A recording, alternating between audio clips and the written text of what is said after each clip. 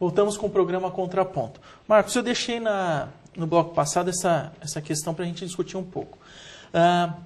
Aqui no Brasil, como eu havia dito, né, o dólar vem desvalorizando.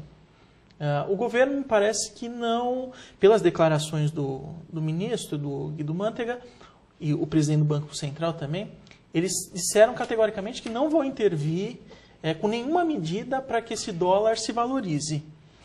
O dólar a 1,57, a 1,60, a 1,50, que é mais ou menos uma margem que eles estão trabalhando, em que sentido prejudica efetivamente, por exemplo, as exportações brasileiras? Ou por que prejudica?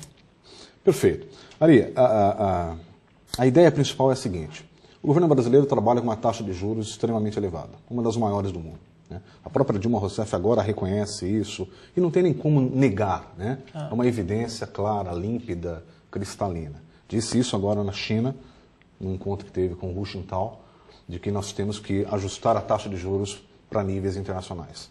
Pois bem, por que isso? Eleva a taxa de juros para atrair capital externo, capital de curto prazo. Toda vez que a taxa de juros está elevada, o capital externo vem. Você traz muitos dólares para a economia. E em economia é o seguinte, quando o produto é elevado, o preço dele é mais barato. Muitos dólares na economia entrando, o preço do dólar cai. Cai e altera o preço do real. Então o real se valoriza. Né? Quando você vai fazer o processo de exportação, né, a tua moeda perde força. Então os teus produtos no exterior são dificultados. A venda do teu produto no exterior é dificultada por conta desse ajuste cambial. Fica mais caro, né? Exatamente. Só que comprar no exterior fica mais barato. Então você acaba comprando muito no exterior e gerando emprego no exterior. Só que você não vende para o exterior porque a tua moeda não está lhe compensando. Tá. Então esse desarranjo cambial ele é extremamente prejudicial quando você olha o nível de emprego, o nível de renda, o nível de distribuição de renda, o nível de sustentabilidade da economia. Quando eu falo sustentabilidade, não estou olhando a questão ambiental, não. Estou olhando a economia sustentável se mantendo, né, internamente. Você cria dificuldades no mercado doméstico, tudo por conta do desarranjo cambial.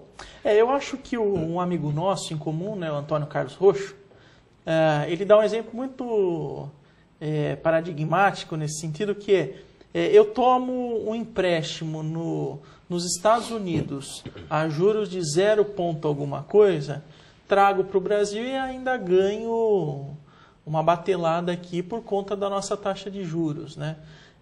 Eu acho que esse exemplo é muito categórico para mostrar como o capital especulativo vem para o Brasil justamente para ganhar em cima. Sem dúvida, sem dúvida. O professor Roxo coloca isso perfeito. Temos a grata satisfação de tê-lo como amigo. A hora que você olha, então, o nível de taxa de juros do mundo e você compara, né, inevitavelmente você tem que cotejar isso, você olha para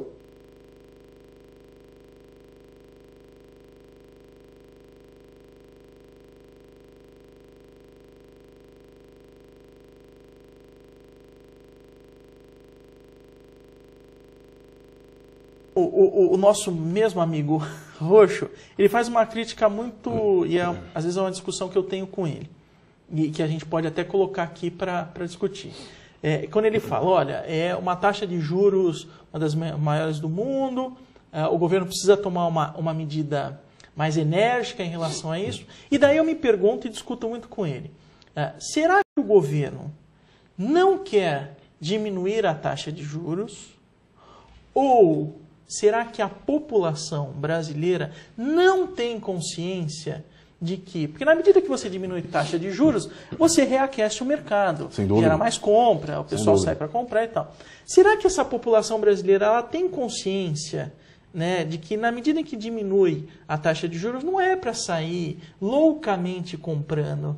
Né? Então eu fico me perguntando, será que é o governo que não quer ou a população que não tem realmente a consciência e não sabe efetivamente os malefícios que pode trazer uma dinâmica nesse sentido, né? Um consumo tão exacerbado nesse sentido? Isso.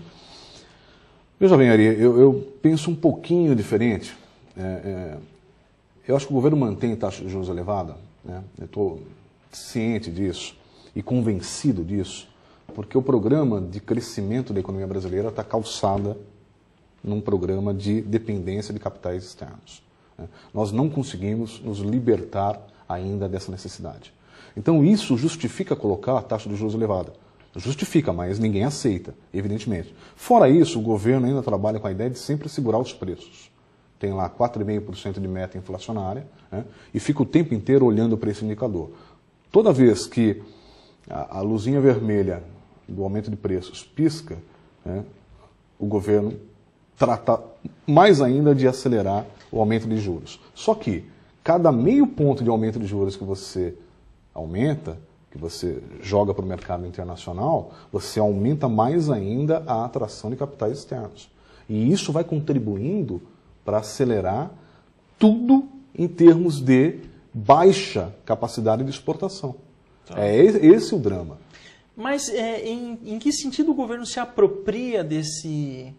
pelo que eu estou entendendo, o governo se beneficia, pelo que você está me dizendo. É uma dependência, dependência. Mas de que forma ele se apropria desse capital que ingressa aqui no país? Isso é para fechar a conta do balanço de pagamentos, né? Isso entra no balanço de pagamentos para ser fechado as contas, até porque o governo vem trabalhando com um déficit muito grande ao longo do tempo.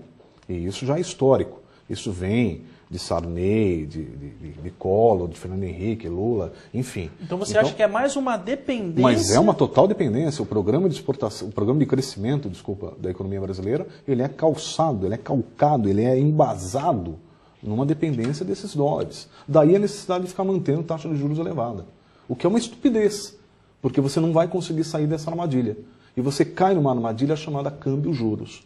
Você se enrosca no câmbio e se enrosca no juro. E fica mantendo taxa de juros elevada e fica mantendo uma taxa cambial que acaba impossibilitando as nossas exportações. Agora, Marcos, não te assusta o FMI elogiar esse programa de cortes, né, adotado, né, no início do governo da Dilma? 50 bilhões de reais.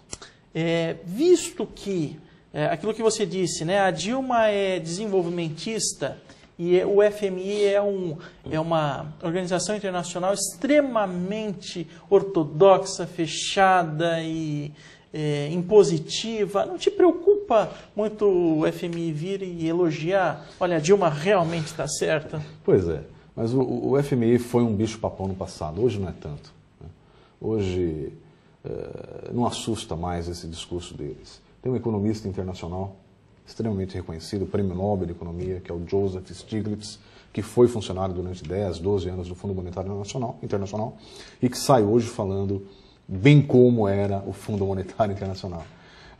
Então, no passado, sim. No passado, interferiam demais, né? Monitoravam economias, interferiam nas escolhas econômicas, em programas de ajuste econômico. Hoje, nem tanto. Então, o discurso do FMI hoje não assusta mais ninguém, não. Ô Marcos, no próximo bloco eu quero falar um pouco sobre a questão da inflação. Eu acho que eu coloquei na abertura do programa, acho que é um tema muito importante para a gente abordar e você é um entendedor desse assunto, eu quero que a gente discutir um pouquinho mais sobre isso. Nós vamos a um breve intervalo e voltamos na sequência.